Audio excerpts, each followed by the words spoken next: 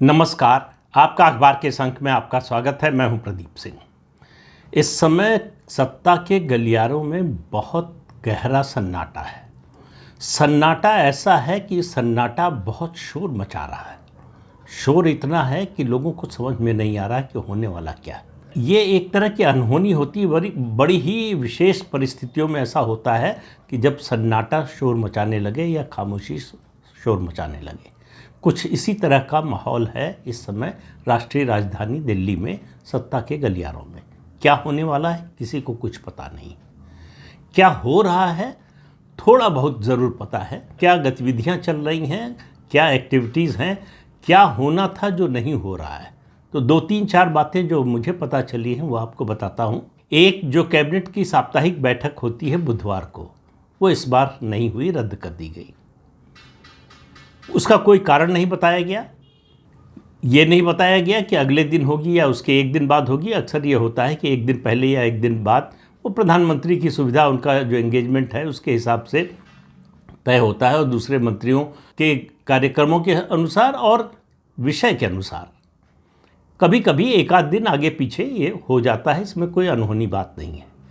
ख़ास तौर से ऐसे समय जब संसद का सत्र न चल रहा हो और प्रधानमंत्री कहीं विदेशी दौरे पर न जाने वाले हो, तब इसका पोस्टपोन होना थोड़े से मन में सवाल उठाता है।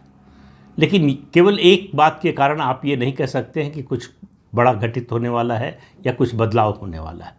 दूसरी घटना, केंद्र सरकार के मंत्री ज़्यादातर, सभी मिले या ज़्यादातर जो है वो भाजपा के राष्ट्रीय अध्यक्ष जेपी नड्डा के घर पर उनसे मिले।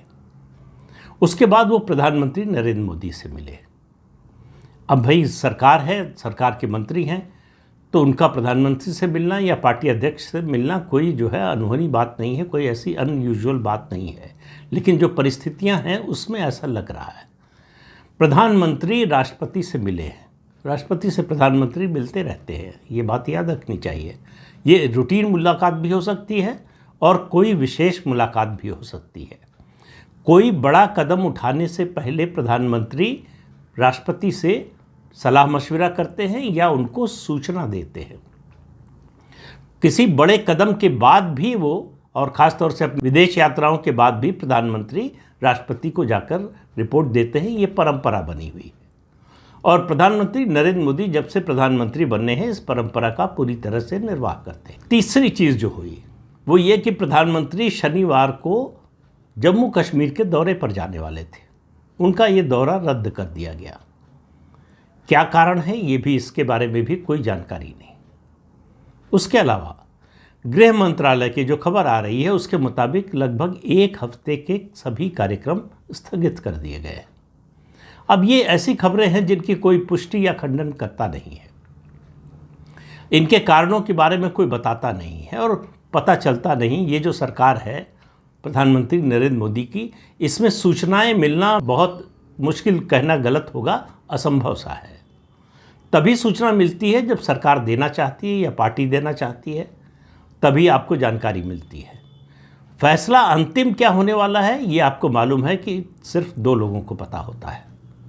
विचार विमर्श जब होता है तब बहुत से लोगों को ये अंदाज़ा लगता है कि किस विषय के बारे में चर्चा चल रही है या किस विषय के बारे में फैसला हो सकता है। तो अब ये इतनी जो घटनाएं हैं उनसे एक अंदाज़ा लगाया जा रहा है। अब देखिए कि सरकार के सामने एजेंडा संभावित क्या हो सकता है। पहला सबसे जो ताज़ा है और सबसे ज़्यादा चर्चा में है, पश्चिम बंगाल में जो हिंसा हो रही है। पश्चिम बंगाल में हिंसा हो रही है कोई नई बात नहीं है, लेकिन जिस तरह से हो रही है और जिस मुद्दे पर हो रही है और उसको संरक्षण जिस तरह से मुख्यमंत्री ममता बनर्जी का मिल रहा है, यहाँ तक भी गनीमत थी। ममता बनर्जी वो देश की पहली मुख्यमंत्री हैं जिन्होंने सार्वजनिक रूप से ये आरोप लगाया कि केंद्रीय बल, बॉर्डर सिक्योरिटी फोर्स, जिसकी जिम्मेदारी सीमा की सुरक्षा की है, उसने पश्चिम बंगाल में बांग्लादेश से दंगाइयों को आने दिया। उन्होंने दंगा किया और फिर बॉर्डर खोल दिया, उनको जाने दिया।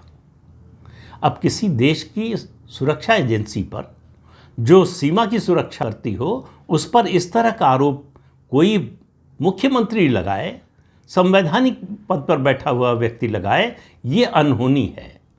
इससे पहले कभी नहीं हुआ, इससे पहले शायद इस बात की कोई कल्पना भी नहीं कर सकता। ममता बनर्जी भाजपा पर आरोप लगाएं, भाजपा की सरकार पर आरोप लगाएं, ये सब बातें समझ में आती हैं। वो राज्यपाल पर आरोप लगाएं, ये भी समझ में आता है।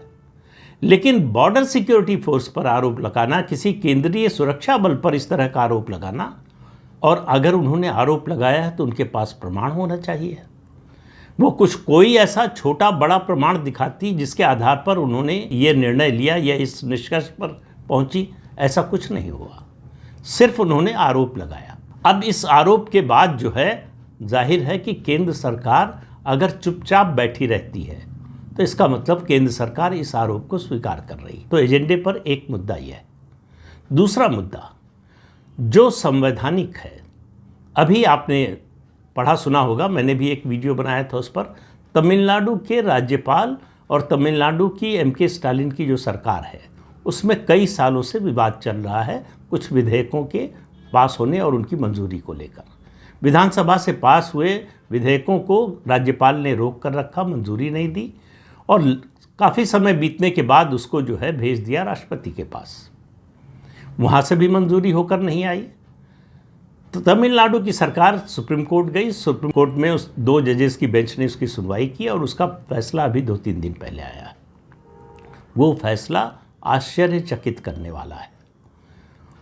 भारत का संविधान जब से बना है 26 जनवरी 1950, उसके बाद से ये पहली बार हुआ है कि किसी कॉन्स्टिट्यूशनल कोर्ट ने, यानी हाई कोर्ट या सुप्रीम कोर्ट, इस मामले में सुप्रीम कोर्ट ने राष्ट्रपति के खिलाफ रिट मैंडेमस जारी किया है।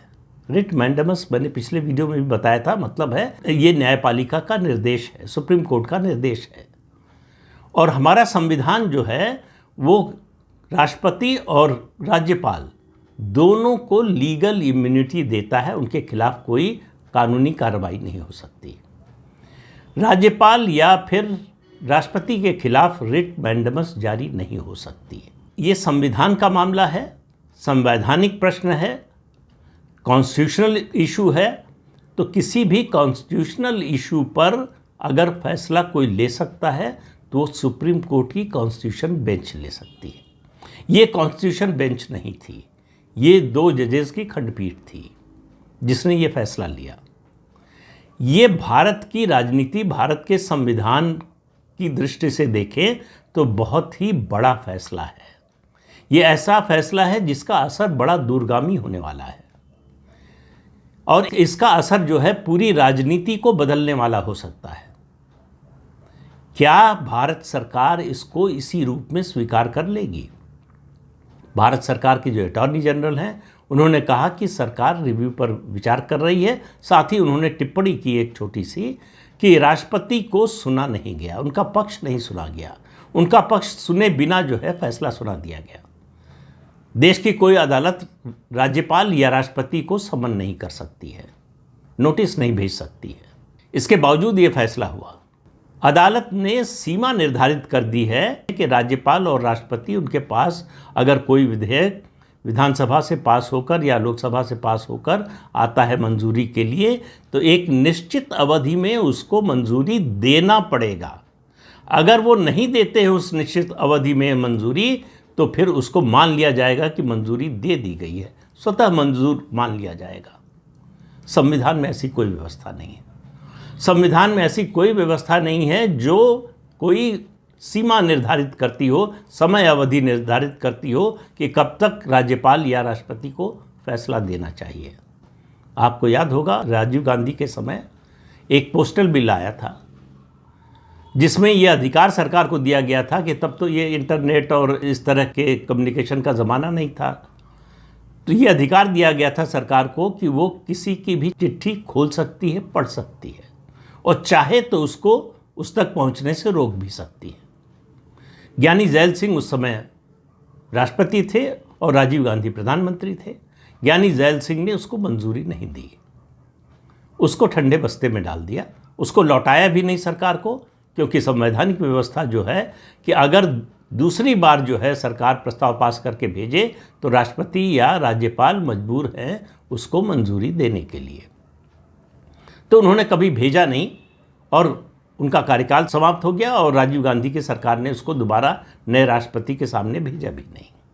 उसका बहुत देश भर में बड़ा विरोध हुआ था। उसे अभिव्यक्ति की स्वतंत्रता पर हमला, लोगों की निजता पर हमला माना गया था और इसके विरोध में जो है लोग सड़कों पर भी उतरे थे। ये जो फैसला आया है ये बड़े गंभीर सवाल उठाता है। सवाल जो है वो जो शक्तियों का बंटवारा है विधायिका, कार्यपालिका और न्यायपालिका के बीच में, उसको लेकर भी सवाल उठाता है कि क्या उसका उल्लंघन है। कुछ विधि विशेषज्ञों का मानना है कि ये जो फैसला आया है ये एक तरह से संविधान में संशोधन करने का प्रयास है, जिसका अधिकार सुप्रीम कोर्ट को नहीं है। संविधान में संशोधन करने का अधिकार हमारे संविधान ने सिर्फ और सिर्फ संसद को दिया है, विधानसभा को भी नहीं है। केवल संसद संविधान में संशोधन कर सकती है। लेकिन इस फैसले को माना जा रहा है कि एक तरह से जो संविधान में नहीं था वो फैसला दिया गया है। तीसरा मुद्दा मैंने जो कहा पश्चिम बंगाल से ही रिलेटेड है। फिर से एक तो पक्ष मैंने बताया, दूसरा देश में बहुत सी जगहों से आम लोगों से ये मांग उठ रही है, बहुत से संगठनों की ओर से मांग उठ रही है, ये बेचैनी है लोगों के मन में कि आखिर केंद्र सरकार पश्चिम बंगाल में राष्ट्रपति शासन क्यों नहीं लगा रही है। राष्ट्रपति शासन लगाने का क्या आधार होना चाहिए, क्या वो आधार पश्चिम बंगाल में नहीं है, ये सवाल लोगों के मन में उठ रहा है। और जिस तरह की घटनाएं हो रही हैं आज से नहीं, खास तौर से 2021 के विधानसभा चुनाव के बाद से, उन सब को देखते हुए बार बार ये सवाल उठ रहा है और कहा जा रहा है कि राज्यपाल की ओर से लगातार राज्य सरकार के खिलाफ रिपोर्ट भेजी जा रही है, लेकिन केंद्र सरकार खामोश है। सवाल फिर उठता है कि कब तक खामोश रहेगी, कब एक्शन लेने का समय आएगा, कब तक इसको इग्नोर करेगी केंद्र सरकार। तो ये 3-4 मुद्दे हैं सरकार के सामने। अब मुझे नहीं मालूम कि इनमें से किसी पर विचार हो रहा है क्या, या इनमें से किसी के बारे में कोई फैसला होने जा रहा है। हालांकि चर्चा मतलब जो अंदाज़ा कयास लगा रहे हैं लोग, कोई कह रहा है कि भाजपा के राष्ट्रीय अध्यक्ष के बारे में फैसले के लिए चर्चा है, बिल्कुल गलत है। भाजपा के राष्ट्रीय अध्यक्ष का फैसला मंत्रिमंडल के सदस्यों की भाजपा अध्यक्ष के साथ बैठक या मंत्रिमंडल के सदस्यों की प्रधानमंत्री के साथ बैठक में तो कतई नहीं होने वाला है, न कभी हुआ है न होगा। दूसरा कयास ये लगाया जा रहा है कि मंत्रिपरिषद में फेरबदल होने वाला है, उसके लिए भी इस तरह की किसी बैठक की ज़रूरत नहीं है। फिर सवाल ये है कि क्या होने वाला है, ये किसी को मालूम नहीं है, मुझे भी मालूम नहीं है। लेकिन जो कुछ हो रहा है और जिस तरह का सन्नाटा है, ख़ास तौर से वक्फ संशोधन विधेयक पास होने के बाद से जो राजनीतिक परिस्थितियां बनी हैं, इस संशोधन विधेयक के विरोध में जिस तरह का विरोध प्रदर्शन आयोजित किया जा रहा है, जिस तरह की राजनीति की जा रही है। हालांकि आज इस पर जो है सुनवाई थी सुप्रीम कोर्ट में। सुप्रीम कोर्ट ने भी आखिर में चीफ जस्टिस ने कहा कि ये जो हिंसा हो रही है ये ठीक नहीं है। जब देश की सर्वोच्च अदालत इस मामले की सुनवाई कर रही है, उस समय विरोध में इस तरह का प्रदर्शन, इस तरह की हिंसा, ये स्वीकार्य नहीं है। लेकिन सवाल ये है कि क्या सुप्रीम कोर्ट के कहने से इस पर कोई रोक लगेगी? सुनवाई कल भी होनी है और सुप्रीम कोर्ट का अभी तक का जो रवैया है उससे लग रहा है कि वो वक्फ संशोधन विधेयक के कुछ प्रावधानों पर स्टे लगा सकता है, अंतरिम आदेश कोई दे सकता है। हालांकि आज ही देने की मंशा लग रही थी उसकी, लेकिन सत्ता पक्ष ने जो है कहा कि हमारी बात भी जो है पूरी होनी चाहिए, पूरी सुनी जानी चाहिए। अब इनमें से कोई मुद्दा है सरकार के विचाराधीन या कोई नया मुद्दा है जिसके बारे में हमको भनक भी नहीं है, हवा भी नहीं है, हो सकता है। लेकिन इतना मान कर चलिए कि सरकार कुछ कड़े फैसले लेने की तैयारी कर रही है। किस विषय के बारे में होगा, क्या होगा, ये पता नहीं, लेकिन ये नरेंद्र मोदी का तीसरा कार्यकाल है। ये कार्यकाल ऐसा है जब इसी से उनकी लीगेसी तय होगी। तो ऐसे समय में वो कमज़ोर नहीं दिखना चाहेंगे। 4 जून 2024 को नतीजा आने के बाद लोकसभा का, जब बीजेपी की सीटें कम हो गईं, उसके बाद भी जिस तरह से सरकार बनी, जिस तरह से सरकार चल रही है, एक क्षण के लिए भी प्रधानमंत्री नरेंद्र मोदी कमज़ोर नहीं नज़र आए। तो क्या आगे वो इस तरह का परसेप्शन भी बनने देंगे कि वो कमज़ोर हो गए हैं, कि क्या वो कड़े फैसले लेने की स्थिति में नहीं हैं, या कड़े फैसले लेने का साहस नहीं जुटा पा रहे हैं? ये सारे सवाल हैं जो मुझे लगता है अगर मेरे आपके मन में है तो सरकार के मन में भी होंगे।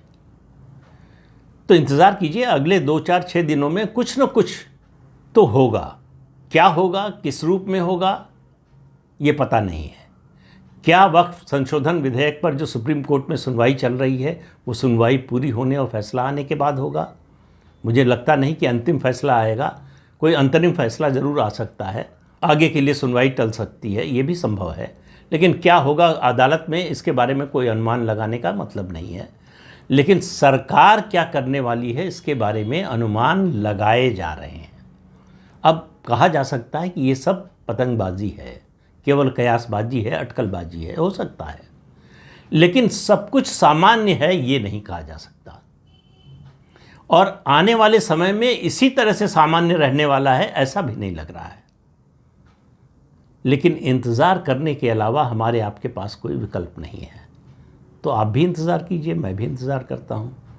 तो इस अंक में इतना ही। अगले अंक में फिर मिलेंगे किसी नए मुद्दे के साथ। तब तक के लिए अनुमति दीजिए। आपसे अनुरोध है कि ये चैनल देखिए, शेयर कीजिए, लाइक कीजिए और सब्सक्राइब ज़रूर कीजिए। नमस्कार।